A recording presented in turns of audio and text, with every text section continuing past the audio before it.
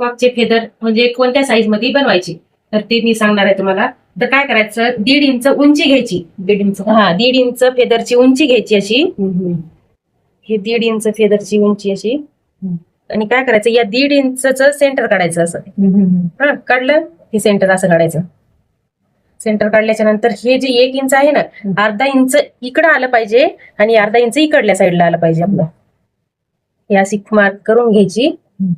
आणि आता हे जे आहे ना, याचा आता आकार आपल्याला आपल्या मनावर आपला निमुळता आकार हे द्यायचा.